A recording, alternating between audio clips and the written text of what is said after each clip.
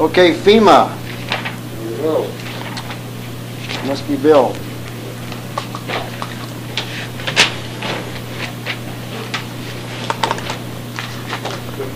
The committee of Whitey and Ben and the mayor, Scott and I, we met. What's the engineer there, Scott? And we talked about the projects that were approved. And Whitey asked the question of any other lines that he thinks that we think should be added to the system. So we went out and we prioritized them 1, 2, 3, and 4. Maybe addition. Right, these lines have nothing to do with the FEMA lines. Would be intuitive in addition to the line. Any of the colored ones, though. That's the existing FEMA project. Any of the colored ones.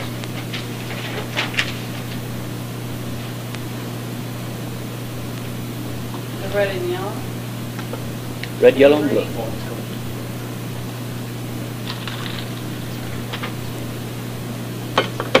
The ledger on your bottom left-hand side of the panel shows all the colors. Each color coincides with the line section. Those are the FEMA storm damage lines. So, maybe just give us a little roundup of why you think we should do some work on these lines.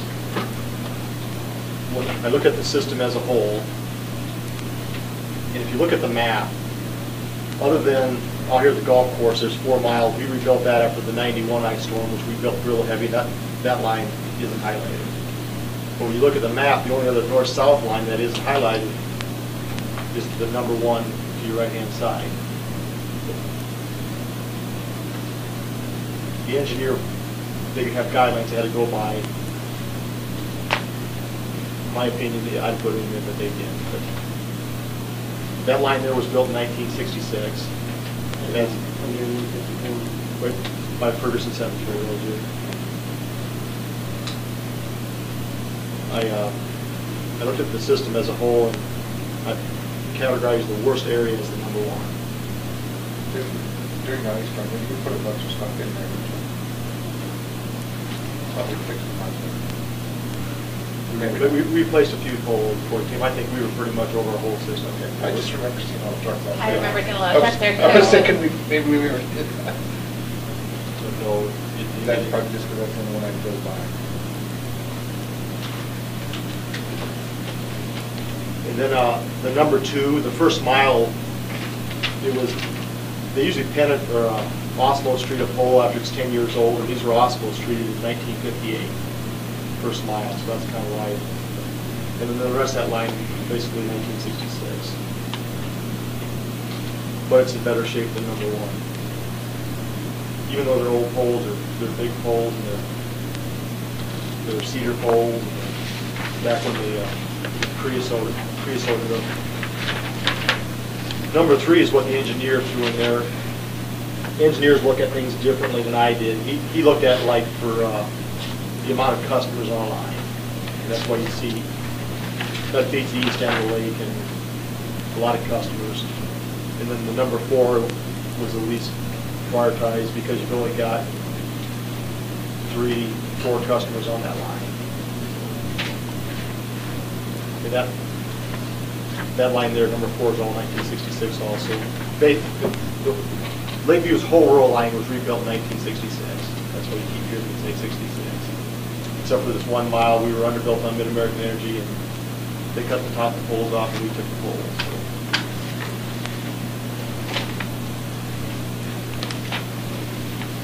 When that goes, their stuff's under. Yeah, the hashes, that's underground. But it comes off that overhead line right by Christian houses.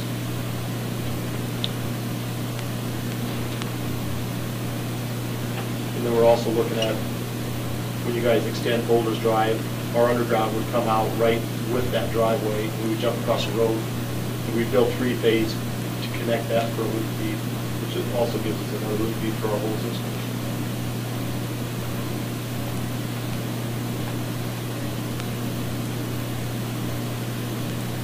So back to the costs. This is the actual cost that you figured would, if we adapt all 4 options. Is this what you're saying? Right. Yeah. Scott, did you take those times those 65% numbers? That includes that. But you can see as he added, the engineer did this, when he added them in there, you'd have to subtract the 2 to see what actually that options 2, 3, and 4 would cost. I would recommend number 1. I would highly recommend that. And that includes this piece and then these 2 little. Right, there's 3 little sections, there's a 2-mile section and a couple little, I guess it'd be half miles, 3/4. Yeah, they're right, there's 3 sections of water. If you look on the bottom left hand of the map, where there's that, I drew that blue in with the marker. That's because we're underbuilt on SAC REC there, and SAC REC is rebuilding that, so we don't, it's just like the line to the north. We just have to do it.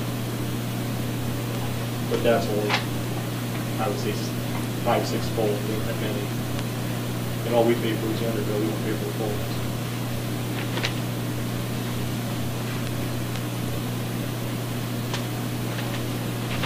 On these costs that are included in the memo, those costs are from Stanley Consultants, and they're based upon recent bids. Now, those recent bids are quite a little bit less than what our original cost estimates were that we based all our FEMA stuff off of. That those cost estimates originally came from DGR. But based upon those DGR cost estimates and a total project of around $3 million, we know that we'll have 15% of that, and we had always kind of planned on a debt issuance of about $450,000. We used that $450,000 in our rate study that we did last year. Okay, so that's kind of been incorporated into that.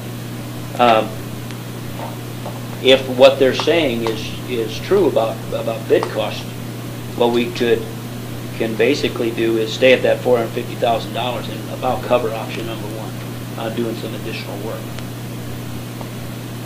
And then, if you get to option number 2, then you're starting to look at a larger debt issuance. And I ran some different numbers on 600,000 versus 450, and it adds about $17,000 of debt service every year for 10 years. So when we go for a bid for this job, we want to have this option 1 or 2 part of that bid and see what the total cost would be. Or would you have just the basic and see where we're at and see what we could do extra? Or how would you approach the bidding process? That's why we bring this up now, because the project is at the point now where the crews are in town staking out lines. And I guess that's how they prepared the specs on it. They actually physically come out and stake out where all the poles are going to go and everything, and then based off of that physical work, then they can figure out the specs of the project. So we bring this up now because if we think that we're going to add anything to the project, now's the time to do that while they're here staking out lines. Now, they'll be staking lines for the next couple months, he said, right? I mean, so it's not like we need to make a decision tonight, we know for sure. But it is something that has some time pressures on it if we want to include this in the project. And really, in order to do that and to, I think, get the best benefit out of the bid, you'd want that included in the project. Because you can always look at things and say, well, let's bid it as a bid alternate, and I'm not a big believer in that bid alternate. It always ends up costing you.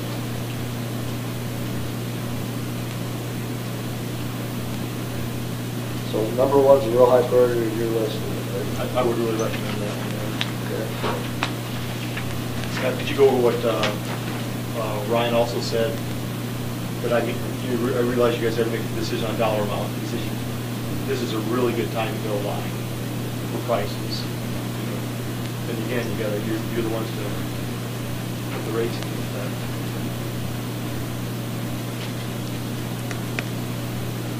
I would not do all four. Or three for that time.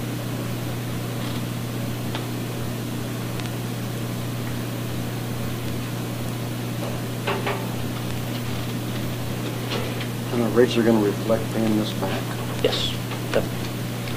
So we have been preparing our rates with that in mind, and we had that in mind that the debt issuance would be $450,000.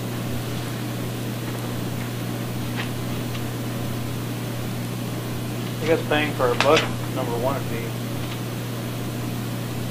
And it's Jumps supposed to to be zero. 450, that, It would keep it right around 450. There's nothing wrong with us not spending. That's true. So our thoughts here right now, I think no. I think we had engineers tell us what we needed, FEMA said what we needed. I think I know what we're trying to do. We're trying to get our biggest bang for our buck. But just because you got a good deal, doesn't mean you have to take it. Just because the used car is at a good price doesn't mean you got to buy it. I don't think we need to. Bill was number one of them. He said that he figured would have, you're talking about before all this ice storm stuff happened, you said about some lines that you wanted to get replaced. And then those ended up being the ones that survived the ice storm. Is that number one? That's one of them. Okay. Like they say, a crooked barn never falls over. Doesn't you take the insurance out? Did you do that deal? I guarantee you.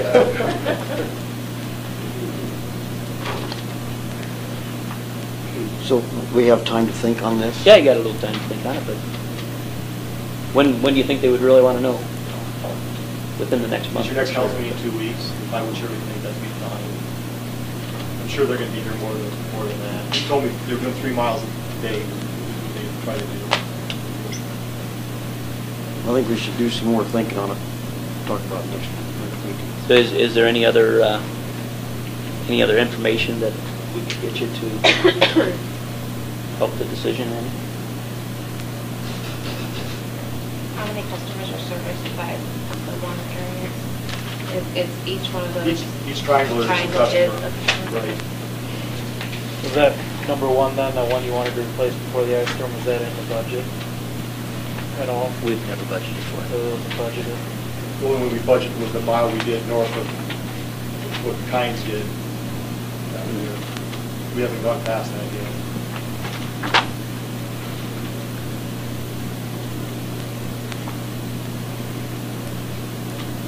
Everybody okay with that? We'll just wait and talk about it. Yeah, we just had an idea out there and we put it out there and you guys. Sounds good. Thanks, Bill. Do that. Thanks, Bill.